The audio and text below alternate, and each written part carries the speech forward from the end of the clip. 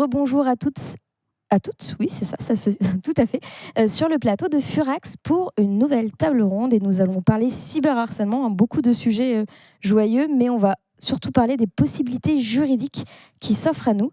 Et pour ça, je ne suis pas seule, je suis en compagnie de... On va commencer par là.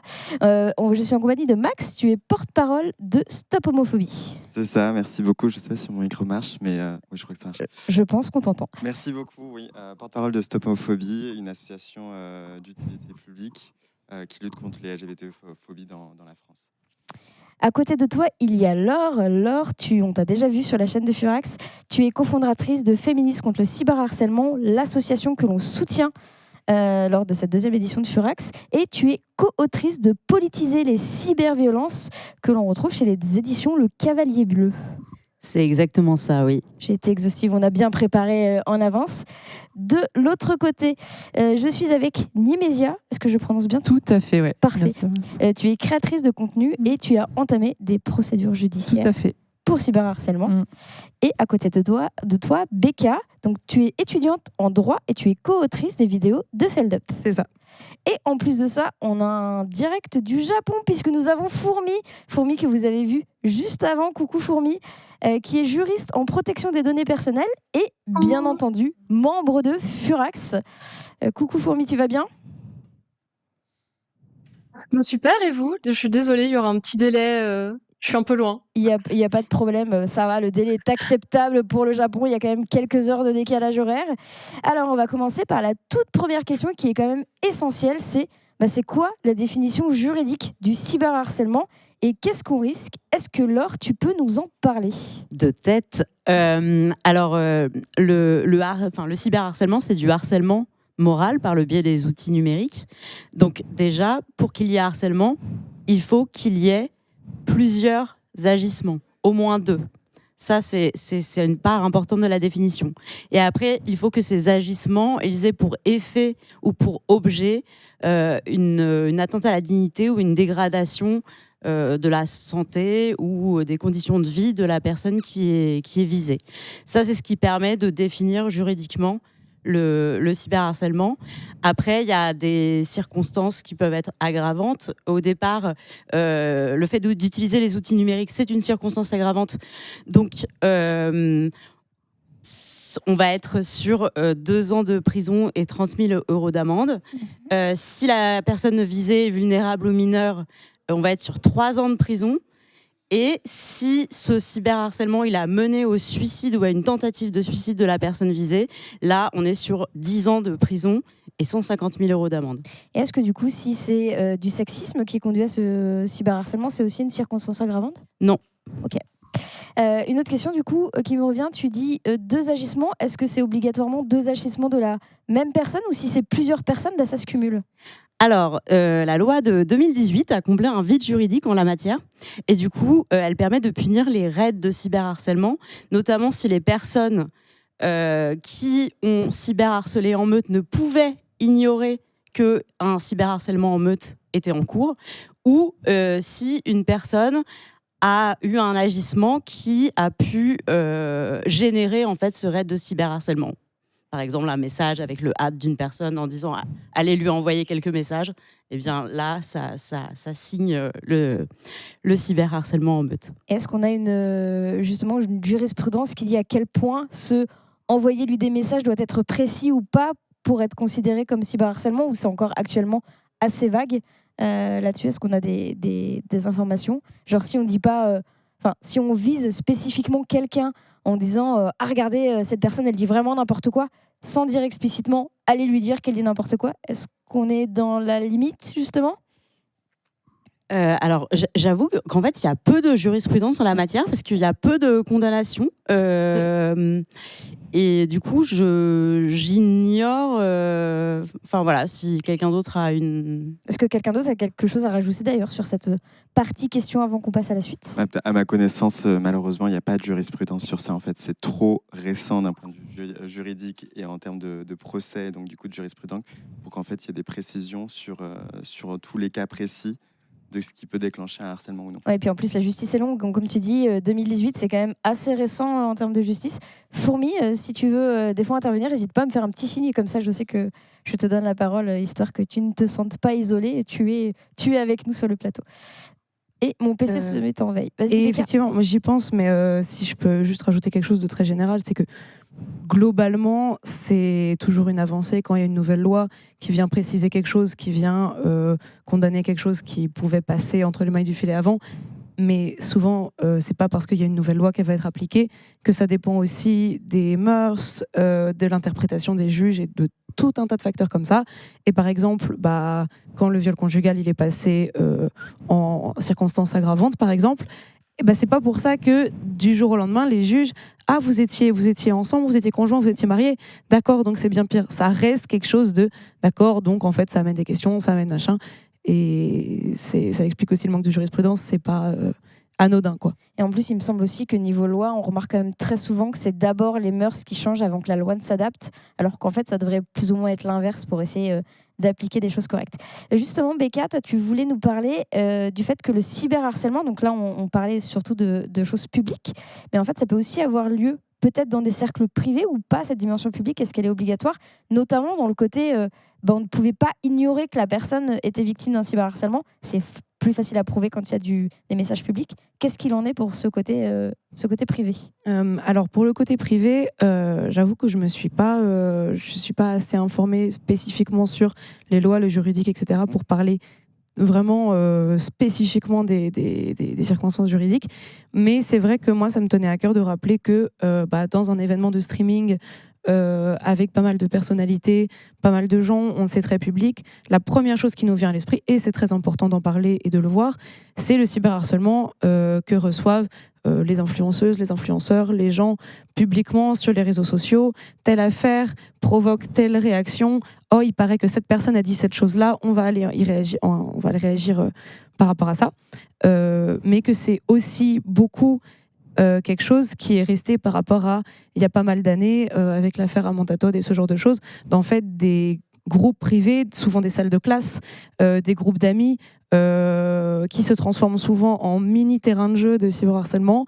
Ça peut être un groupe entier qui va chacun individuellement envoyer des messages à quelqu'un et qu'en fait on est victime de cyberharcèlement au même titre qu'un influenceur publiquement sur Twitter, quand on a reçu des messages de plusieurs personnes de sa classe sur Instagram, sur Messenger, sur WhatsApp, qu'il y a des pics qui sont lancés sur des comptes balance ton crush, tel lycée, tel collège. Souvent, ça reste une zone dont on parle peu parce que les personnes elles-mêmes en parlent peu, parce que c'est un peu honteux, ou alors parce que c'est pas grave, c'est des insultes sur Messenger, c'est comme les copains et une tape dans le dos, mais en fait c'est pas anodin non plus. Surtout qu'il y a des réseaux sociaux qui sont quand même semi-publics. Alors, il me semble que c'est le cas de Snapchat. Moi, je ne l'utilise pas, mais tout le monde ne va pas pouvoir forcément voir ce qu'on poste.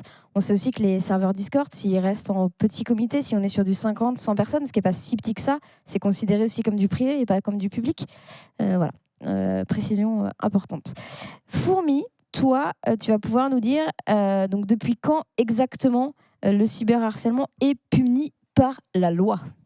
La loi, c'est toi, comme on a plaisir à dire au sein de l'organe Furax. Allez, vas-y, on t'écoute. Alors, le cyberharcèlement, enfin, le harcèlement en tant que tel, c'est puni depuis un certain temps, mais le cyberharcèlement, c'est depuis 2014, où donc le législateur français a rajouté la mention que le harcèlement moral a lieu via l'utilisation d'un service de communication au public en ligne ou par le biais d'un support numérique ou électronique. En gros, téléphone, internet, voilà, en gros, ça a été vraiment le but, ça a été d'essayer d'inclure en fait ce harcèlement moral-là, parce que justement, comme on le mentionnait tout à l'heure, la loi est souvent en retard. Donc 2014, c'est tard. C'est tard, mais en même temps, le législateur, il prend son temps, comme toujours. Et après, derrière, comme tu l'as mentionné tout à l'heure, ça a été renforcé en 2018. Donc maintenant, c'est techniquement bien en place, même si, encore une fois, la loi, c'est de la théorie. C'est-à-dire, on va dire aux gens, c'est interdit. En pratique, c'est beaucoup plus compliqué. En pratique, ça va être toute une question de formation, en fait. Formation, comment faire reconnaître, quand on va porter plainte, mais on en parlera plus tard, à des policiers, des policières qui ne sont pas formés à ce que c'est le cyberharcèlement et comment on fait, en fait, pour essayer de se défendre, tout simplement. Je tiens également à mentionner que c'est pas souvent que je fais ça, mais il y a le site Service Public qui a une page réservée au cyberharcèlement qui est honnêtement très bien fait. J'ai vu des pages pires, mais honnêtement, la page réservée au cyberharcèlement, je vous conseille de la regarder parce que elle est ultra complète. Et ce que j'aime beaucoup dans cette approche, dans l'approche qu'ils ont choisie, c'est qu'il y a vraiment dès le deuxième onglet qui est responsable. Et ils disent vraiment les premiers responsables en cas de harcèlement en ligne, ce sont les auteurs des propos en cause. Et ça, c'est super important parce que c'est pas dans tous les cadres que le service public va rappeler ça, et je trouve que c'est super important de le mettre en avant. Donc n'hésitez pas à aller voir cette page-là du service public qui justement peut vous donner des informations complémentaires à tout ce dont on va discuter aujourd'hui. Effectivement, rien ne justifie du cyberharcèlement. Il y a des personnes qu'on n'apprécie pas, des propos qu'on n'apprécie pas. Il y a des moyens de faire censurer ces propos, notamment quand ils ne sont pas légaux, ce qui arrive quand même assez souvent sur les réseaux sociaux. Mais cyberharceler, c'est jamais la solution. Personne ne mérite d'être cyberharcelé. Donc voilà, et quoi qu'il arrive, effectivement, le responsable, c'est toujours, quoi qu'il arrive, cyberharcèlement, agression, tout, on n'est jamais responsable de ce qui nous arrive, c'est important de le rappeler. Est-ce qu'on sait d'ailleurs pourquoi 2014 ? Est-ce qu'il s'est passé quelque chose en particulier ?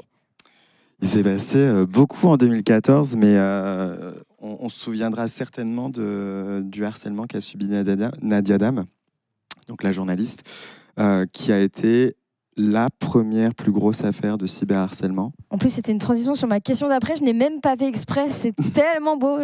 On est si bien coordonnés. Non, oui, ça a été la première plus grosse affaire de cyberharcèlement médiatisé, donc de cyberharcèlement d'ampleur, parce qu'il y a eu des milliers de personnes qui l'ont attaqué au même moment sur un très grand laps de temps. Donc on n'est pas sur du 1 heure, sur du 1 jour, ça a duré des semaines, voire des mois. Il y a eu des conséquences littéralement terribles et physiques, matérielles sur sa vie. On n'ira pas dans les détails. Mais ça a été la première affaire d'un point de vue aussi verbal. On a verbalisé ce qu'était le cyberharcèlement, et c'est en 2014 où, à ma connaissance en tout cas, on a posé le mot cyberharcèlement par rapport à un phénomène. Et ensuite, il y a eu l'affaire qui a été du coup médiatisée, mais qui a aussi été qui est allée jusqu'aux tribunaux et donc jusqu'au procès et donc jusqu'aux condamnations. On va le rappeler aussi que pour Nadia Dam, ça a été relativement rapide par rapport au délai qu'on a d'habitude, qui est plutôt de l'ordre du 2, 3, 4 ans. Là, ça a mis quelques mois, et au bout d'1 an, on avait des condamnations fermes.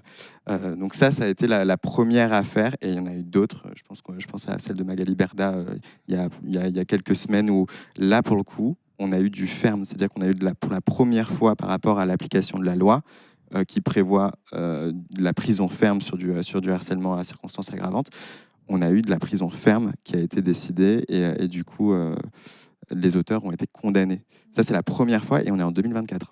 J'en profite juste pour redire au service com qu'apparemment le titre du live sur Twitch n'est pas à jour. Si c'est possible de changer ça, ce serait super. Ok, donc ça, première fois qu'il y a eu du ferme récemment. Est-ce qu'on sait, tu disais que pour Nadia Dam, ça a été un peu plus vite que d'habitude. Est-ce que c'est parce qu'elle est connue, ou parce que c'était par rapport à elle, ou par rapport à la masse de ce qu'elle a subi? Est-ce qu'on a une idée? Je pense qu'il y a différentes choses. Déjà, de prime abord, malheureusement encore aujourd'hui, et je rejoins ce que tu disais sur c'est bien d'avoir des lois, mais encore faut-il les appliquer. Et je suis totalement d'accord, il y a un manque cruel de moyens dans la justice, mais à tous les niveaux. C'est-à-dire que ce n'est pas un manque de juges, c'est aussi un manque ne serait-ce que de bâtiments pour recevoir les personnes, un manque dans le corps de métier. Donc toutes les personnes qui permettent au fait que la plainte soit reçue par le parquet, caractérisée par le parquet, qui entraîne une enquête, qui entraîne du coup toutes les ping-pong entre les services policiers, juridiques, pour ensuite arriver jusqu'au... Il y a un manque cruel de moyens humains, technologiques, financiers. Ce qui caractérise, je pense, Nadia Dam, c'est effectivement le fait que c'est une personnalité connue, qui s'en est ouvertement plaint. Donc ça a déclenché aussi la prise de conscience sur les réseaux sociaux et dans le monde médiatique et du coup dans le monde public. Parce qu'il y a eu beaucoup d'autres personnes, de personnalités publiques qui ensuite ont pris la parole pour dire bah oui, effectivement, moi aussi, je subis ça quotidiennement. Il y a ça.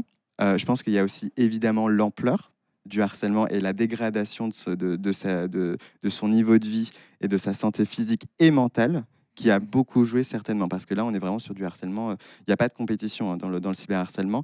Mais comme l'a rappelé Laure, effectivement, il faut qu'il y ait une dégradation physique et ou mentale pour que le harcèlement soit qualifié comme tel. S'il n'y a pas de dégradation physique et ou mentale, vous ne pourrez pas faire justifier votre harcèlement auprès des tribunaux, ça ne fonctionnera pas. Ok, on en reparlera tout à l'heure parce que ça m'intéresse du coup de savoir comment tu justifies ça parce que c'est pas forcément visible, etc. Avant ça, on va juste voir avec toi, Becca, si tu as des inputs sur est-ce qu'il y a des profils qui sont plus concernés que d'autres par le cyberharcèlement ou pas? Est-ce qu'on a des chiffres? Est-ce qu'on a des idées de ça? Alors, j'ai pas les chiffres précis parce que selon la source, le moyen de l'enquête, peut-être un biais, les sites, etc., j'ai pas voulu en choisir en particulier. Déjà, c'est un proche qui m'a dit ça, mais j'imagine que c'est à peu près ça, que les femmes, elles sont à peu près 7 fois plus susceptibles de se faire cyberharceler sur Internet en général. Après, évidemment, ça reflète la société, tous les groupes qui se font oppresser, donc les minorités ethniques, les minorités de genre, les minorités sexuelles, tout ce qui dévie de la norme, que ce soit hétéro, que ce soit blanc, que ce soit homme. Évidemment, tous ces profils-là qui vont, de manière générale, subir l'oppression au quotidien, dans le milieu du travail, dans la rue, dans la recherche d'un logement, tout ça, évidemment, malheureusement, seront plus susceptibles de se faire cyberharceler. Après, quand j'en ai un peu parlé autour de moi, à quelques personnes que je connais qui sont victimes de cyberharcèlement ou qui l'ont été, ou des proches, etc., je me suis rendu compte qu'au-delà de ce reflet-là de la société qui est malheureusement qui va presque de soi, c'est presque intuitif de se dire évidemment, en fait, si on est une femme, si on a une minorité religieuse, si on a une couleur de peau qui n'est pas blanche, tout ça, ça va nous rendre beaucoup plus susceptibles de se faire cyberharceler. Il y a aussi quelque chose que moi j'ai pensé il y a quelques jours, qui est assez particulier comparé à la vie en société au-delà d'Internet, c'est que je crois que la personne qui s'est déjà fait cyberharceler est beaucoup plus susceptible de se faire cyberharceler à nouveau. Et ça, ce fil de pensée-là, il m'a mené à plein d'observations, de plus en plus déprimantes, qui est en fait, quand on se fait cyberharceler une fois, on est beaucoup plus susceptible, je crois, d'être cyberharcelé une deuxième fois, puis une troisième fois, et qu'en fait c'est cumulatif et que ça se multiplie à chaque fois. Si quelqu'un se fait cyberharceler 15 fois dans l'année, en fait ça va devenir un nom que les gens connaissent parfois juste par le nom de cette personne, c'est quelqu'un qu'on insulte en ligne. Du coup ça devient banal et la personne commence à devenir la cible de personnes qui à la base ne font même pas partie de son cercle. Donc en fait là où par exemple quand on se fait harceler dans la rue ou au travail, ce qui est évidemment très très difficile. Peut-être on change complètement de travail, on change de cercle social, on change de ville, on a vécu des choses là où on a été. Là où, en fait, quand on est sur Internet, public ou pas public, on se fait harceler pour une chose, ça peut en amener une autre. Et chaque chose cumule une montagne qui est presque impossible à effacer, que ce soit concrètement sur les réseaux, les traces, ou dans l'esprit des gens. Et ça, c'est assez pervers et ça amène à un phénomène qui est très américain, très 4chan et compagnie. C'est les lol cows. Que moi, quand j'ai écrit des vidéos avec Félix, on en a parlé d'une ou deux personnes qui étaient considérées comme des lol cows. C'est en fait le principe horrible de groupes haineux sur Internet qui vont cibler des gens parce que ces gens-là répondent au cyberharcèlement en faisant des choses et des réponses des vidéos que les harceleurs vont trouver drôles. Donc en fait, c'est des lol cows, dans le sens on tire le lait du lol. Okay. C'est-à-dire, quand on fait une action, on obtient du lol. Et en fait, il y a pas mal de personnalités comme ça qui sont devenues des lol cows et c'est des choses absolument atroces avec des milliers et des milliers et des milliers de traces qui apportent des milliers et des milliers de vidéos, des gens qui ne se rendent pas forcément compte de la nature et tout ça. Les médias, je t'ai vu réagir là-dessus et tu as des choses à ajouter Non, mais c'est vrai que ça me parle beaucoup, en tout cas, le fait que quand on est une fois une cible effectivement de cyberharcèlement, il y a effectivement ce risque de récidive, en tout cas, et d'être la cible plusieurs fois, et d'être en tout cas plus vulnérable, et de devenir effectivement une sorte de bouc émissaire et une cible, une proie facile, en tout cas. Donc ouais, ça me parle beaucoup ce que tu dis. Après, la question, c'est est-ce que c'est plusieurs cyberharcèlements ou en fait simplement un cyberharcèlement avec des vagues d'ampleur qui diffèrent? Parce qu'en fait, au final, si on se fait harceler 4 fois dans l'année, on s'est fait harceler toute l'année, c'est juste qu'il y a des moments où ça va être des messages beaucoup plus isolés. Donc par rapport à ce qu'on a connu, on va peut-être se dire ok, là ça y est, c'est fini, il n'y en a quasiment plus. Mais en fait si, ça continue. C'est juste qu'on a tellement été habitué à plus que d'un coup, le fait d'avoir un moins, on se dit ok, ça s'est calmé, alors que c'est toujours pas ok en fait. Oui, ou alors tout ce qu'on va dire va être scruté de manière beaucoup plus vicieuse que si on avait posté ça et que c'était la première fois qu'on parlait publiquement. Sur les chiffres, en fait, on a fait des enquêtes à Féministes contre le cyberharcèlement avec Ipsos auprès d'un échantillon représentatif de la population française. Et on s'est rendu compte que, alors c'est sur les cyberviolences, pas que sur le cyberharcèlement, les cyberviolences en général, mais donc c'est 41% des Français et des Françaises qui disent avoir subi au moins un acte de cyberviolence. Et si on interroge la population LGBTQI+, c'est 85%. Si on interroge les personnes racisées, c'est 71%. Et les minorités religieuses, c'est 78%. Et on a fait une autre enquête de victimation, où là, 84% des victimes qui ont répondu à notre enquête étaient des femmes. Alors, bien sûr, il y a un biais parce qu'on est une association féministe. Là, ce n'était pas sur un échantillon représentatif des Français, mais on retrouve en fait à peu près les mêmes chiffres sur d'autres enquêtes mondiales. La dernière en date, je crois que c'était 85% des victimes de cyberviolence qui sont des femmes. Donc voilà, et sur la question de est-ce que avoir subi un cyberharcèlement, eh bien, c'est un facteur de risque pour en resubir, c'est quelque chose qui a été très documenté sur les violences, et notamment les violences sexuelles. Et effectivement, le principal facteur de risque pour subir des violences, c'est d'en avoir déjà subi, et notamment d'en avoir déjà subi dans l'enfance. Ouais, après, c'est là qu'on voit que l'intersectionnalité prend tout son sens, parce que forcément...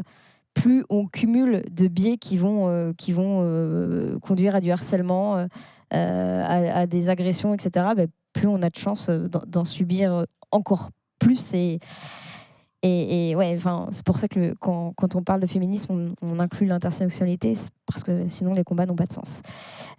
Du coup, Nimésia, est-ce que tu peux nous dire un peu, c'est quoi la difficulté juridique de se dire, ok, vas-y, je vais porter plainte pour cyberharcèlement, je vais au commissariat? Alors moi, juste pour contextualiser un petit peu, vu que je crée du contenu sur différents réseaux sociaux, j'ai déjà vécu des vagues de cyberharcèlement, on va dire localisées, on va dire en tout cas dans le temps, donc c'est-à-dire que ça n'a pas toujours été sur une durée, longue durée, mais en fait j'ai découvert un harceleur en fait qui lui clairement c'est ça a eu un comportement, parce que je peux parler au présent, a un comportement obsessionnel me concernant, et du coup a plusieurs actes répétés quotidiens, donc voilà, où il écrit beaucoup de choses me concernant, des tweets ciblés, etc. Et qui du coup évidemment altère, j'allais dire, ma qualité de vie, en tout cas en ligne. Et évidemment, quand j'ai découvert que c'était effectivement un seul individu sous plusieurs identités en ligne. Au début, je pense, comme beaucoup de victimes, on banalise un peu, ou en tout cas on se dit bon, ça va se calmer, ou ça n'a pas la gravité qu'on pense que ça peut avoir. Et donc c'est mes proches ou en tout cas les personnes qui m'entourent en ligne qui m'ont souligné effectivement la gravité de ces actes répétés. Et c'est à ce moment-là que oui, je me suis dit je vais aller porter plainte. Alors c'est vrai que c'est difficile j'allais dire de matériel, enfin en tout cas de palper, on va dire, quelque chose en ligne, et de se dire que ça peut aller, j'allais dire, dans le monde réel, ce qui est absurde, parce qu'effectivement les deux, il n'y a pas de monde réel et le monde virtuel et réel sont évidemment liés, mais effectivement de passer dans le monde non virtuel plutôt, ce cas-là, c'est là où ça a été assez compliqué pour moi. Mais effectivement, je me suis rendue au commissariat, j'ai porté plainte une première fois. Et c'est là où je me suis rendu compte quand même, alors tout à l'heure on parlait de manquement en termes de, effectivement, juridique. Moi, c'est dès le poste de police que ça s'est paru évident qu'il y a des failles évidentes en termes de connaissances autour du cyberharcèlement. Ça a été très peu considéré dès ma première plainte. Alors je dis pas forcément avec du mépris, mais je voyais une réelle incompétence, en tout cas, de considération. J'ai dû expliquer chaque réseau social ce que c'était. Donc, c'est quand même déjà compliqué à ce niveau-là de devoir faire pendant 1 heure expliquer quels réseaux sociaux. Et après, c'est très décourageant. Et j'ai dû tout expliquer. Et même en termes de moyens numériques, on m'a refusé, par exemple, un fichier PDF parce qu'ils n'avaient pas le moyen de le récupérer. Ils m'ont demandé de prendre une clé USB, ce que j'ai pas acheté depuis peut-être justement une dizaine d'années. Donc voilà, c'est absurde en fait dans tout ça. Donc c'est très décourageant, le manque de considération, parfois même le mépris, parce que justement tout ce qui est en ligne, virtuel encore, c'est un peu c'est bon. On m'a littéralement dit d'éteindre mon téléphone et que voilà, évidemment la fameuse phrase ça règle tous les problèmes, c'est bien connu. Sachant qu'en plus, on pourrait se dire que dans ton affaire, judiciairement, c'était plus simple niveau enquête, puisqu'en fait, il y avait un harceleur. Et j'ai l'identité, parce que j'ai fait le taf, parce que tant qu'à faire, j'ai fait le taf. Je remercie ma modération qui, elle aussi, sur mes réseaux, on fait le taf aussi. On a trouvé l'identité complète de la personne. Donc, c'est-à-dire qu'on a tout prémâché, on a tout donné, mais... Voilà. Après, je suppose qu'il me semble qu'il y a des listes aussi qui circulent peut-être sur Internet dans quel commissariat vaut mieux aller porter plainte, où on a des gens qui sont plus formés. Ouais. Moi, je sais que par exemple, j'ai habité en Ardèche. Rien que d'aller voir des gens au service des impôts pour dire auto-entreprise TV à l'étranger, ils comprenaient pas quoi. Donc, je n'ose pas imaginer aller devoir porter plainte dans un commissariat de campagne pour cyberharcèlement. Genre, je pense que pourtant, j'ai porté plainte à Paris dans un commissariat de pas.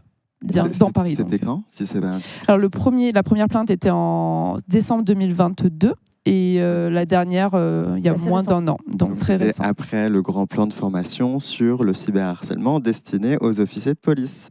Qui n'a apparemment pas été appliqué au bout de tout le monde. Très appliqué, on va pas se mentir. Oui, ça m'étonne pas du tout. Malheureusement, j'avais accompagné quelqu'un proche de moi justement porter plainte pour cyberharcèlement il y a à peu près 1 an et demi grand maximum. Et la même chose, en fait exactement la même chose, les officiers, les professionnels, entre guillemets, sur place, ont réclamé ah mais en fait il nous faut une clé USB, et puis ensuite on va pas prendre votre plainte, et ensuite en fait il faut que vous imprimiez les choses, comme ça vous nous les apportez, et ensuite on peut pas prendre en compte des vidéos parce que on peut pas imprimer une vidéo. Le manque logiciel dans la police, c'est vraiment quelque chose. On rappelle qu'il me semble qu'il est illégal de refuser de porter exactement. De prendre une plainte. Il est 100% illégal. Ouais, totalement illégal, et pourtant dans 67% des cas sur les plaintes sur les cyberviolences, il y a un refus de prendre la plainte. Et ça, c'est encore une enquête sur un échantillon représentatif des Français et Françaises. On nous demande dans le chat, est-ce qu'il y a de plus en plus de personnes qui quittent les réseaux à cause de ça ? De plus en plus, on ne sait pas, mais en tout cas, il y en a. Et dès l'instant où il y en a, mais ne serait-ce qu'une seule, c'est que ce n'est pas acceptable et qu'il faut qu'on fasse mieux. Je pense que c'est aussi assez visible. Avant même qu'Elon Musk rachète Twitter, on avait quand même eu une vague de journalistes, de personnalités publiques qui affichaient le fait de supprimer leur compte Twitter, ce qui était quand même déjà de base assez flagrant et révélateur du sujet. Maintenant, ça se passe aussi sur Instagram, ça se passe aussi sur TikTok. Je pense que c'est visible. Bon, je ne sais pas si on a de la doc là-dessus, mais en tout cas, ça se voit. Et en plus, il faut savoir que je pense à... Je pense, enfin, moi je suis militant féministe depuis 10 ans sur Twitter. J'ai abandonné Twitter de tout le harcèlement que je subissais. Et en fait, c'est pas devenu un running gag, mais en fait, dans tout le cercle qu'on s'était créé de militants et militantes féministes, tu vois les gens partir. les uns après les autres, t'as des noms qui étaient tout le temps mis en avant dans tout ce qui est lutte féministe, etc., qui disparaissent les uns après les autres, les uns après les autres. Et pour beaucoup, ça peut être du burn-out militant, mais pour d'autres, c'est clairement assumé, c'est je n'en peux plus, je me réveille le matin avec du cyberharcèlement, je me couche, j'ai du cyberharcèlement, c'est constant en fait, et on le voit bien, c'est ultra flagrant, même sur sur la durée, ça se voit, tu vois tous les noms qui disparaissent les uns après les autres, et tu te retrouves à faire des pots avec des potes en disant ah tu te souviens de cette personne, ah oui c'est vrai, ça fait 5 ans qu'elle a supprimé son compte Twitter parce qu'elle en pouvait plus de se faire harceler quoi. Et un autre obstacle, du coup, qui vient après, alors on l'a dit, hein, des fois, on va refuser de prendre, de prendre notre plainte. Et quoi qu'il arrive, même si la plainte est prise, il y a la partie d'après, donc la partie judiciaire, où il faut se faire, enfin on n'est pas obligé, mais concrètement, c'est déjà tellement de charges, c'est mieux de se faire accompagner par quelqu'un, par un avocat. Pareil, quand on refuse notre plainte, on peut travailler avec un avocat pour déposer directement une requête auprès du procureur, il me semble, c'est ça. On saisit le procureur avec l'avocat. Et en fait, ça coûte des sous. Moi, je sais qu'il y a déjà des juges qui ont dit non, mais porter plainte, la justice coûte rien. En fait, si, la justice coûte cher. La justice n'est pas du tout accessible à certaines personnes. En fait, quand on n'a pas l'argent, on ne peut pas aller en justice. C'est encore plus compliqué.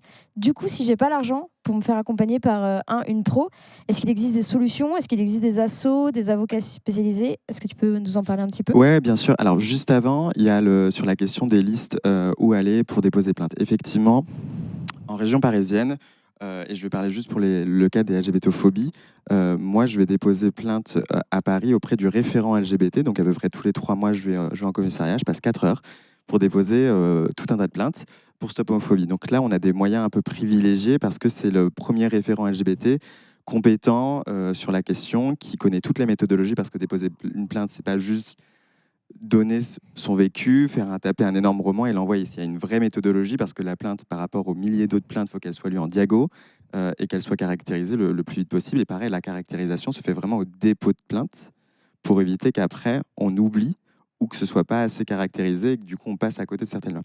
Donc ça, c'est la première chose. La deuxième chose, effectivement, c'est complètement faux de dire qu'en France, la justice est gratuite et elle est pour toutes. Ça, c'est faux. C'est horrible, mais c'est faux.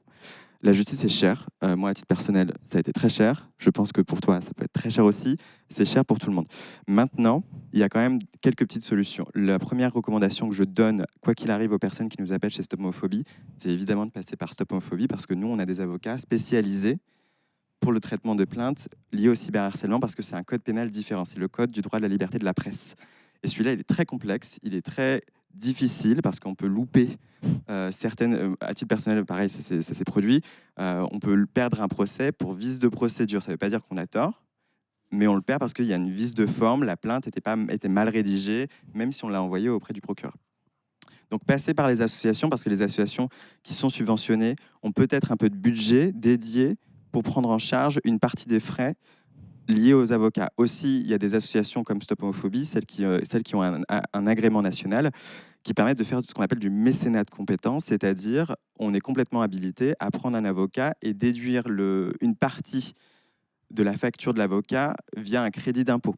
Ça peut penser, on pense que c'est une niche fiscale. C'est pas du tout de l'optimisation fiscale, je vous rassure, mais ça permet aux personnes qui sont plus ou moins précaires de payer à peu près 34% du prix total et se faire déduire ça sur son imposition.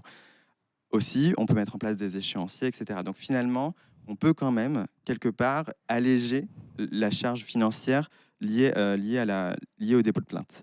Maintenant, je recommande vivement, lorsqu'on est victime de cyberharcèlement, de contacter déjà les associations et de contacter des avocats qui sont spécialisés vraiment dans le cyberharcèlement, parce que c'est un code vraiment complètement différent, c'est des procédures totalement différentes. Quand on va en plainte pour diffamation, parce que dans le cyberharcèlement, il y a de la diffamation, il y a de l'injure publique ou non publique, à circonstances aggravantes, non circonstances aggravantes, l'appel au lynchage, le doxing, etc. Donc il y a plein de petites sous-catégories. Des menaces, etc. Ouais, de menaces, etc., qu'il faut inclure. Et il faut absolument bien les inclure, parce qu'une menace, si elle n'est pas réitérée, elle n'est pas qualifiée comme menace, par exemple. Donc ça, c'est problématique. Donc prenez un avocat qui est spécialisé là-dessus. Sinon, il y a 30 chances que déjà, vous payez et que ça n'aille pas au bout. Et en plus, ça prendra certainement du temps.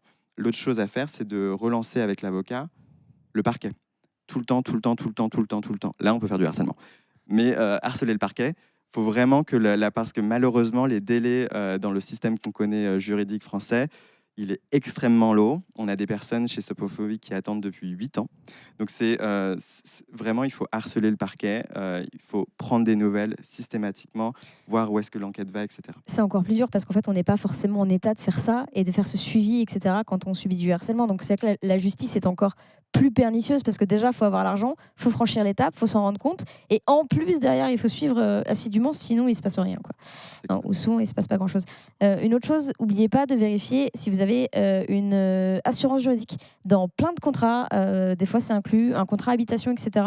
Ça coûte aussi parfois un montant entre 7 et 10 euros par mois. Ça peut valoir le coup quand on sait qu'on a une activité en ligne et que même si ce n'est pas le cas actuellement, on est susceptible de subir ce genre de choses. Ça peut clairement aider à financer des frais de justice. Peut-être aussi l'autre recommandation qu'on peut faire, c'est 100% vrai, effectivement, regardez vos assurances, que ce soit bancaire, crédit, machin, regardez dedans, regardez les listes des avocats qui sont prévus par votre assurance, parce que parfois c'est soumis à réserve de la liste d'avocats prévus. Et aussi, alors ça peut ça peut sembler bon sens et un peu bateau, mais archivez. Archivez tous les faits et gestes de vos harceleurs avant que ce soit supprimé, avant qu'ils passent en privé. Archivez-les, faites des notes, prenez les liens URL, les captures d'écran, date, heure, un peu de contexte aussi, parce que ça va vous faire un dossier. On n'a pas forcément besoin de le faire attester par huissier. D'accord ? Sur certaines choses, on va vous le demander. Donc pareil, si vous pouvez faire un constat d'huissier, il y a des sites qui permettent de le faire relativement gratuitement. Donc faites-le. Parce que là, pour le coup, comme c'est du cyberharcèlement donc sur les plateformes numériques, le constat d'huissier en ligne permet d'avoir la trace de le device, le browser, etc. Comme ça, il n'y a pas de non, c'était pas moi derrière le téléphone, alors que c'est complètement votre téléphone.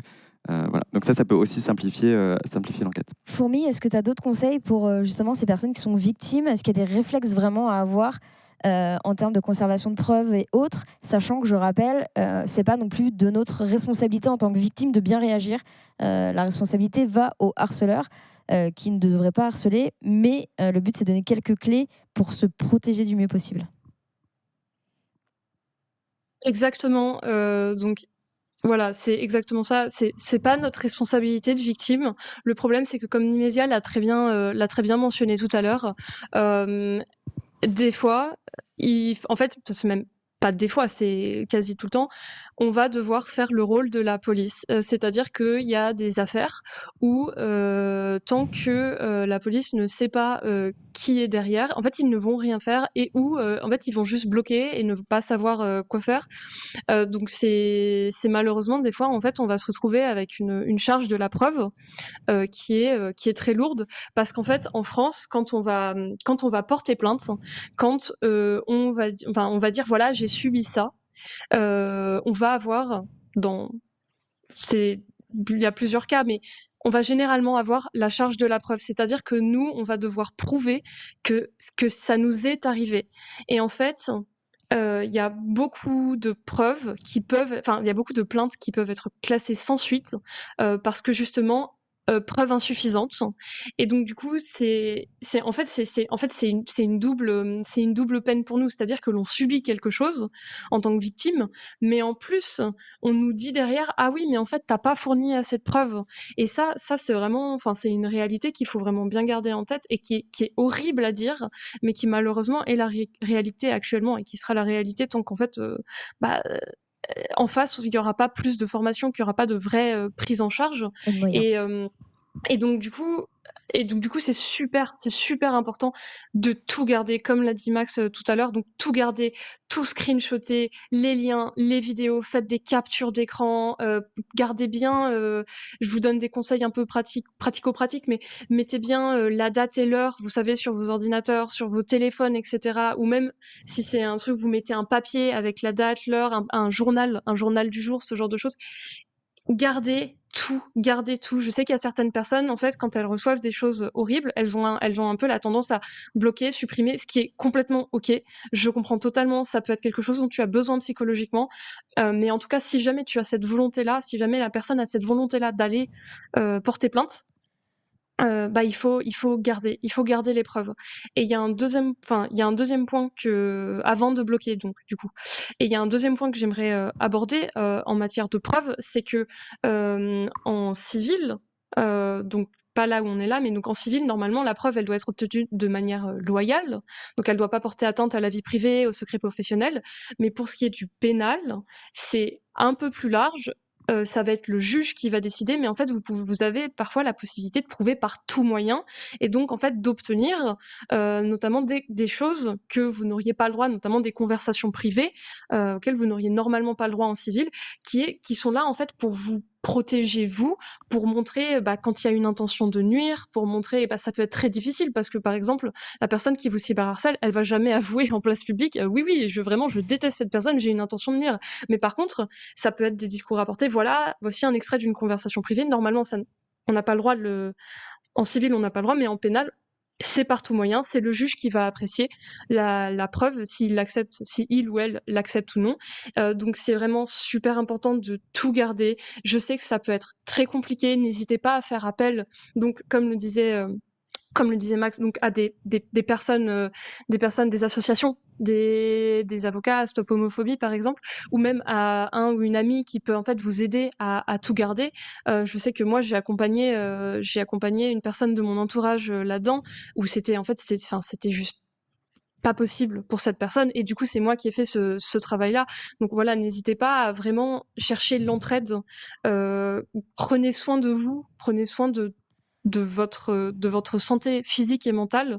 N'hésitez pas à demander de l'aide, n'hésitez pas à ouvrir la parole, parce que des fois on a un peu tendance à se refermer quand on subit ce genre de choses. Donc n'hésitez pas à vous ouvrir à votre entourage, à demander de l'aide, et vraiment gardez tout, parce qu'en fait c'est horrible de dire ça, mais des fois c'est ce qui va permettre que la procédure aille plus loin, et que vous pourriez potentiellement avoir avoir raison entre guillemets en justice.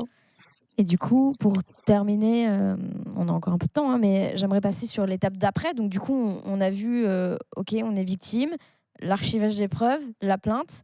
Et après, une fois, qu'est-ce qui se passe? C'est quoi les difficultés devant les tribunaux? Est-ce que toi, t'en es arrivé là, du coup J'ai pas encore l'opportunité de pouvoir être face à un tribunal. Est-ce que tu as même été entendu par un procureur ou... Non, alors j'ai fait beaucoup de démarches. J'ai fait, alors tout à l'heure on parlait effectivement de comment prouver que ça altère notre santé mentale. Donc je suis même allée donc chez un médecin pour faire un certificat médical pour prouver effectivement que ça avait un impact sur ma santé mentale. Et du coup, voilà, j'ai apporté ces preuves-là. J'ai envoyé évidemment en parallèle au procureur ma plainte. J'ai été entendue également par le ministère du numérique qui a écouté ce que je dis. On m'écoute. Est-ce qu'on m'entend? Peut-être pas, mais voilà, c'est toujours un peu délicat pour le moment. Et puis, encore une fois, comme tu disais très bien, c'est vrai que on n'a pas toujours l'énergie de s'occuper de ça. On n'a pas toujours le temps aussi. On n'a pas que ça à faire que de s'occuper de justement, même si je suis bien entourée, que justement en termes de récupération de preuves, je suis entourée. Mais c'est-à-dire qu'on me dit, dès que vous avez des nouveaux éléments, il faut venir au commissariat. Mais comme vous savez très bien, ça dure longtemps aussi de déposer plainte, et que ça prend du temps sur un emploi du temps. Donc bref, pour le moment, c'est compliqué aussi de faire avancer les choses par sa propre énergie. Non, on va pas y aller tous les jours, quoi. À un moment, on a un peu beaucoup de choses à faire. Ouais, tout à fait. Est-ce que vous avez un peu plus d'infos sur c'est quoi les difficultés quand on est devant le tribunal, quand il y a des audiences, etc. Les difficultés, on en a un petit peu parlé là, et effectivement, c'est les mêmes qu'on retrouve, quoi qu'il arrive, dans toutes les procédures pénales, en fait, et qui ne touchent pas forcément uniquement le cas de cyberharcèlement, mais c'est vraiment déjà, le délai. C'est très long. Lorsqu'on arrive à l'instruction, par exemple, parce que sur le cas de la liberté de la presse, par exemple, sur de la diffamation, vous êtes automatiquement mis en examen. L'auteur est automatiquement mis en examen, et c'est pas tant une question d'enquête judiciaire, c'est plus une question de débat au niveau du procès par les juges. Est-ce que oui ou non c'est diffamant? Pourquoi? Mais ça, pareil, c'est la 18e chambre, je crois que c'est la 18e ou la 19e chambre du tribunal correctionnel de Paris, elle est surchargée. On revient toujours au même problème du manque de moyens dans la justice et dans la police. Donc, il faut rester énervé et demander et être exigeant par rapport au gouvernement de mettre en place les bons moyens. En fait, voilà, c'est le problème. À partir du moment où on dépose plainte, déjà, la première chose à faire, et tu l'as bien mentionné, c'est de demander aussi un rendez-vous avec l'unité médico-judiciaire pour faire attester du caractère physique et ou mental des conséquences de ce qu'on subit. Une fois qu'on fait ça, la plainte part. Si on est accompagné d'un avocat, c'est l'avocat qui doit relancer, mais n'hésitez pas à relancer aussi l'avocat, parce que lui aussi doit avoir certainement, il ou elle doit avoir certainement pas mal d'affaires. Et après, malheureusement, le gros, c'est d'attendre. Et ça, c'est vraiment une double peine. Et je rejoins ce que disait Fourmi, c'est qu'on subit quelque chose, et en plus, on va subir la charge de faire le taf des policiers qui, eux, ont un salaire, pas nous. Et en plus, on subit aussi les défaillances. Hein. C'est vraiment des défaillances, c'est un échec de l'état de droit, à mon sens. On subit ça, c'est-à-dire qu'on est quasiment livré à nous-mêmes. Et Complètement. On est quasiment, enfin, c'est même pas on est quasiment, c'est on est livré à nous-mêmes, on est abandonné par l'état de droit et donc l'état français. À la base, on est quand même censé avoir accès aux droits garantis par l'État. C'est pas le cas aujourd'hui. Et ça, faudrait vraiment. Je ne sais pas comment l'expliquer d'une autre manière que la santé. Il y a eu le Covid, il y a eu 150 000 morts, et on s'est dit ah oui, il manque un peu de budget. Je sais absolument pas comment il va falloir faire pour que dans la justice, on se rende compte de l'état catastrophique. J'en ai aucune idée. Il faut malheureusement vivre ça pour comprendre que la justice en France, à tous les niveaux, elle est pétée. Mais l'avantage, c'est que vu que tout le monde ne va pas en justice, tout le monde ne voit pas les défaillances, alors qu'on le voit beaucoup plus en C'est bien, c'est pas bien, oui. médecine. Oui, non, mais ouais. c'est pour ça qu'on va, je pense, se piocher dans ce budget-là. C'est celui qui est pas forcément visible de tout le monde. En plus, je suppose qu'il y a aussi des cas où, selon l'endroit, la justice est plus ou moins longue. Donc, il y a dû y avoir des personnes qui se font cyberharceler, qui portent plainte dans un tribunal engorgé et qui dénoncent leur cyberharceleur en ligne et qui sont derrière attaqués pour diffamation et qui se retrouvent en jugement pour diffamation avant que son jugement pour cyberharcèlement ne passe. Ça m'est arrivé. Ok. C'est dingue, hein. Mais il y a un facho, hein, je leur dis, il a été condamné. C'est un facho et homophobe. Je l'ai dit texto comme ça sur Twitter. Et qu'est-ce que tu vas faire? Rien. Et il m'a poursuivi pour diffamation, alors que moi, j'avais lancé des premières plaintes pour harcèlement par l'extrême droite. Mes plaintes sont en cours. C'est instruit. Donc déjà, on avait passé à l'étape de l'instruction, mais ça fait quand même 8 ans, 7 ans. Et lui a eu son procès en 1 an. Alors, il s'est fait démonter par le procureur. C'était assez jouissif en vrai. Mais il y a eu prescription. C'est-à-dire que le procureur pouvait pas. Il a dit s'il n'y avait pas prescription, l'État vous attaquerait. Parce qu'il était effectivement facho et homophobe et qu'il a eu des propos délictuels. Mais ça arrive et c'est juste scandaleux. Et on se demande comment c'est possible, où est la priorisation des plaintes, même si encore une fois, ce n'est pas une question de priorisation, de compétition. Hein. Mais à un moment donné, il y a un vrai manque de moyens. Je sais qu'il y a un parquet dédié à la cybercriminalité qui a été lancé. Maintenant, il faut voir dans la durée, est-ce qu'il fonctionne vraiment? Est-ce qu'il manque, il manque évidemment des moyens. Et ça, c'est une triple, quadruple, quintuple peine. Hein. Et de voir ça arriver. Il y a un gros manque mais d'ailleurs, pour mentionner justement spécifiquement sur ce que tu dis, Max, le problème de pourquoi ça passe aussi vite, pour donner du contexte, la diffamation, tu as 3 mois pour porter plainte. C'est un délit de presse, tu as 3 mois pour porter plainte, sinon c'est prescription. Et ensuite, à partir de l'instruction, le juge a 1 an pour pour rendre une décision. Sinon, la personne peut dire bah non, bah c'est bon, ça fait plus d'1 an, on arrête. Genre tout s'arrête maintenant parce que ça fait plus d'1 an.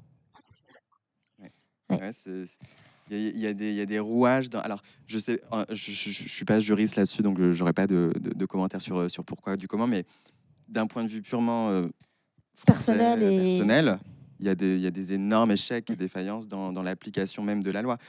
Encore une fois, on revient à ce qu'on disait, c'est bien les lois, c'est super, mais elles existent. Donc, et peut-être qu'il faut préciser au niveau, par exemple, sur le flou juridique, sur où démarre le cyberharcèlement. Mais les lois existent, encore faut-il les appliquer, encore faut-il arriver au procès, encore faut-il que les policiers acceptent nos plaintes. Pour revenir à ça, la dernière note du ministère de l'Intérieur, c'est 2 700 000 plaintes non traitées, en cours non traitées. Donc on peut penser que c'est autant de plaintes refusées. Voire plus. Et si on remène ça à la population française, c'est plus de 5%. Plus de 5% de la population française qui ne peut pas, qui est refusée de dépôt de plainte. Donc qui de base n'aura pas accès à l'état de droit. C'est dingue, hein? On en parlait un peu tout à l'heure. Du coup, est-ce qu'on a quelques... Je saute un peu du coq à l'âne, mais quelques conseils pour prouver que son état de santé, notamment sa santé mentale, qui est quand même très négligée en France, hein, on a encore les insultes du tu devrais aller voir un psy, etc., qui est très négligé, qui n'est pas remboursé. Est-ce qu'on a des astuces là-dessus sur comment on fait pour prouver que oui, ça a un vrai impact sur notre santé? Ça se voit peut-être pas forcément physiquement, mais que concrètement, il faut que quelque chose soit fait, quoi.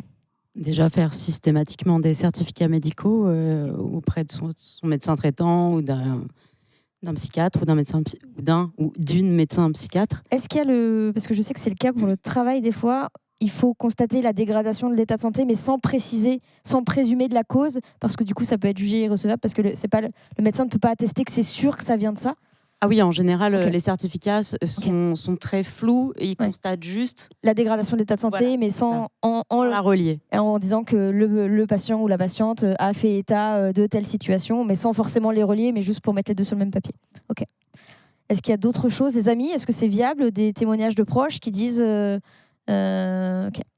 Oui, pardon, c'est complètement viable, hein. Dès le moment où vous avez des témoignages, alors évidemment, si vous allez voir un psychiatre, avec des ordonnances d'un traitement médicamenteux, là, ça ira dans votre sens, évidemment. Petite nouveauté, je crois qu'il a été lancé l'année dernière, c'est mon suivi psy. Alors, mon suivi psy, c'est... Très dur à dire. J'ai un petit C'est cheveu très sur la dur à langue. Mon suivi psy, c'est grosso modo, je crois que c'est à hauteur de 8 séances remboursées par la sécurité sociale. Alors, il faut une ordonnance de votre médecin traitant qui vous redirige vers un psychologue habilité par mon suivi psy et qui, là, pourra prendre en charge votre... c'est ce que tu voulais dire? Non, c'est que. Alors, encore une attention, fois, en par théorie. contre, Ouais, pardon. Vas-y. Attention, par contre, un psychologue ne peut pas, Ouais. un ou Ouais. une psychologue ne C'est peut pas un pas psychiatre. Il y a- donner cette information. Enfin, voilà, c'est super important. Psychologue ne peut pas.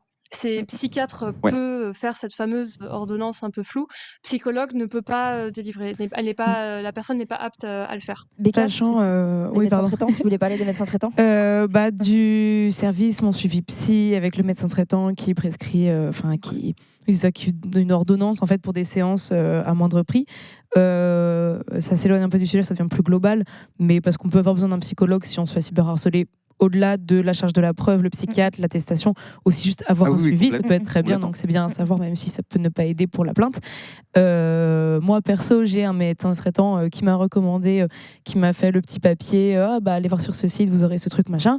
Et en fait, je suis allée voir, et en fait, c'était énormément de psychanalystes, personnellement pas du tout quelque chose que je recherche, et en fait beaucoup de thérapeutes qui étaient soit avec des listes d'attente énormes, donc moi ça fait des mois, soit d'une spécialisation qui n'a rien à voir avec ce que moi je cherchais, soit, et donc c'était très souvent ça, des choses que ça c'est de la vie peut-être personnelle, mais des choses que moi je trouve un peu fumeuses, je viens de telle formation psychanalyse qui en fait travaille sur telle méthodologie, de telle méthode nouvelle de pseudo-sciences méditatives, et en fait c'est pas ça que je cherche, et quand en France le moyen d'avoir un psychologue à moindre coût ou gratuit, c'est une liste qui est soit dénuée de choses qui sont tirées de réelles thérapies avec des bases scientifiques et des résultats concrets depuis des dizaines d'années, ou alors des gens, ok, du coup, vous allez attendre un an.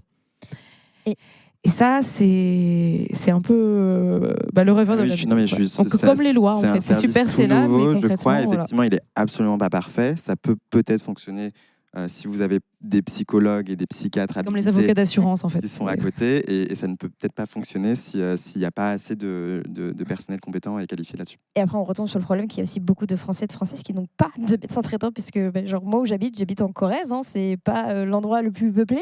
Et il n'y a, à ma connaissance, dans ma ville, aucun médecin qui prend de nouveaux patients. Donc il est impossible.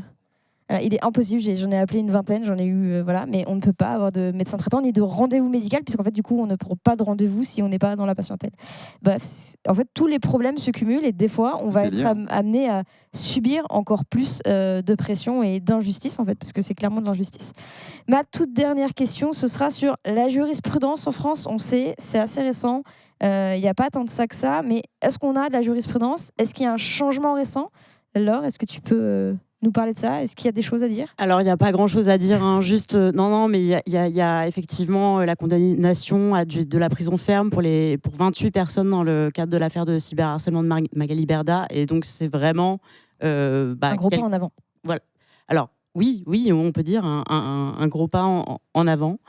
Mais en fait, moi, j'aimerais bien dire, par rapport à tout ce qu'on a dit, et à moi, mon expérience depuis 8 ans au sein de Féministes contre le cyberharcèlement, que franchement, l'accès au droit en France, c'est un scandale. Il n'y a pas d'éducation au droit, c'est-à-dire que les personnes ne savent même pas quels sont leurs droits, 73% des Français et Françaises ne savent pas forcément qu'un acte de cyberviolence est un délit ou une infraction. Et on est dans des parcours qui sont des parcours revictimisants, où si on fait partie d'une minorité religieuse, par exemple, on a 4 fois plus de risques d'être mal accueilli au commissariat. Et on imagine bien que dans les zones rurales, eh bien, c'est vraiment encore pire pour faire entendre les droits, faire valoir ses droits. Que au final, quand on porte plainte, que la plainte n'a pas été refusée, la plupart des personnes qui sont victimes, quand elles prennent des nouvelles de leur plainte, on leur apprend qu'en fait, elle a été classée sans suite, on les avait même pas prévenues.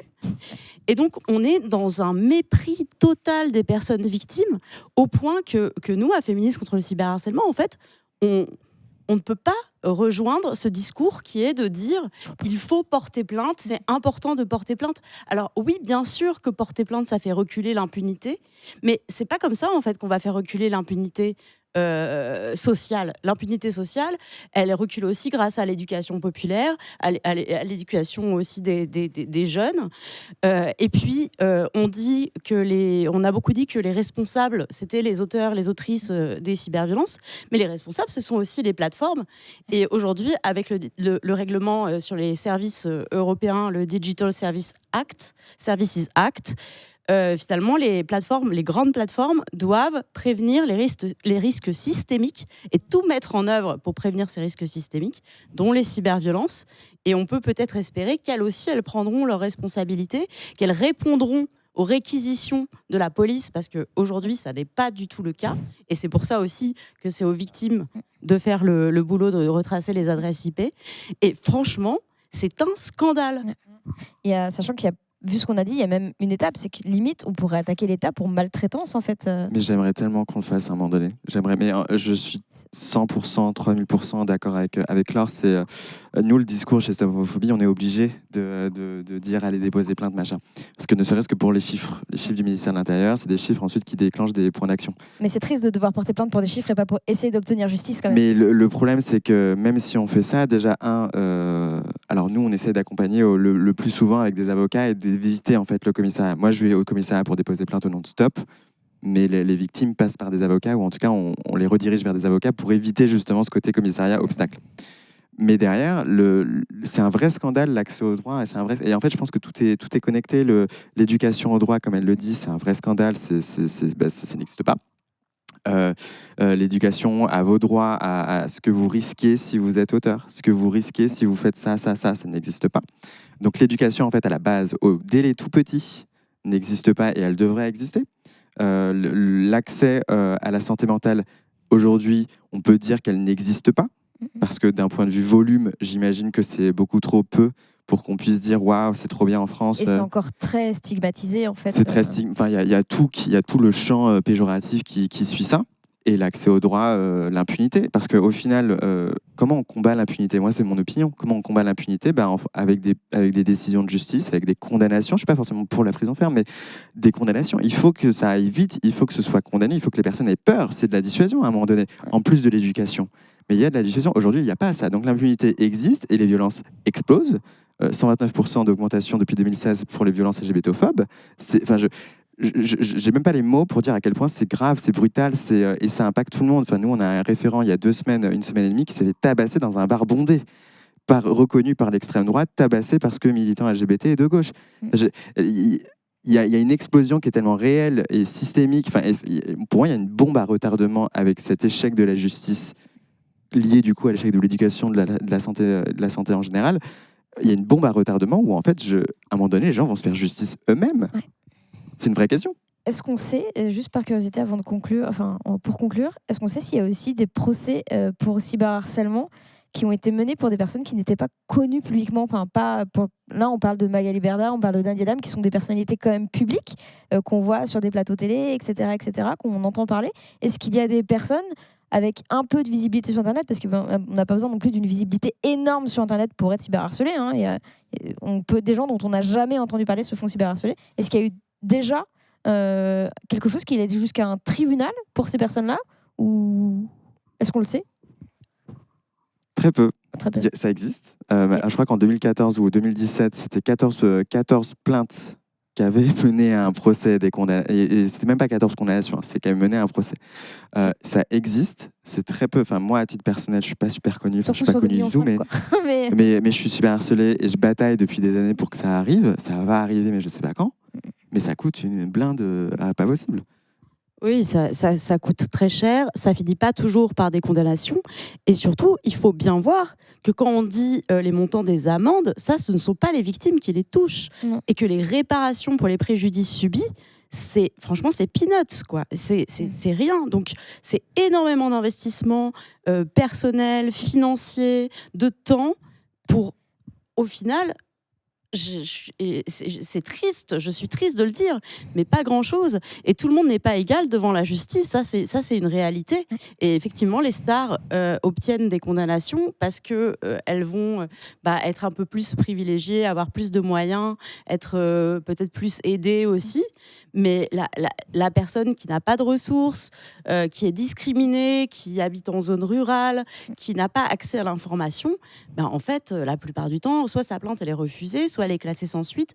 Et au global, sur tous les actes de cyberviolence en France, c'est 3% qui vont entraîner des poursuites judiciaires. Je ne parle même pas de condamnation, des poursuites. Et sachant que je sais que il y a beaucoup de gens à qui j'en parle, ils sont toujours choqués, mais même quand du coup on gagne et qu'on est remboursé de ses frais d'avocat, il faut savoir qu'on ne va pas nous demander combien on a payé vraiment. C'est quelque chose qui est décidé par... Si vous êtes remboursé de vos frais d'avocat. Hein, si vous êtes remboursé, et en plus si vous êtes, c'est pas forcément la totalité. Et si l'auteur paye, parce que ça aussi, c'est une dinguerie, c'est vraiment une dinguerie. On a une personne qui a déposé plainte, après 4 ans a eu un procès, la personne a été condamnée, elle ne s'est même pas présentée, elle a été condamnée, 400 € d'amende, peanuts, on s'en fout. Les 400, c'était en 2018, hein, les 400 n'ont pas été payés. Ouais. L'amende n'a pas été payée. Elle est où la justice? Qui font... je bégaye là. Bon, et bien en tout cas, merci pour votre présence. Moi, en tout cas, j'ai adoré animer cette table ronde. C'était vraiment hyper intéressant. On va couper un petit peu. Après, reste en plateau pour parler un petit peu de l'ARA, l'association qui nous a aidé à lutter contre tous les risques respiratoires et aéroportés. Il me semble que c'est ça, mais on va me le rappeler juste après. Merci d'être venu. Beaucoup. Merci à toi. Merci beaucoup. J'espère que vous avez passé un bon moment. Alors, un bon moment, est-ce qu'on peut parler de bon moment? C'est horrible, mais ça fait du bien. Bon, mais merci. J'aimerais juste, Oui. j'aimerais juste un tout petit message. Là, cette fois, je remets ma casquette de membre organisateur de Furax. Ah. Nous avons dépassé la somme de l'an dernier.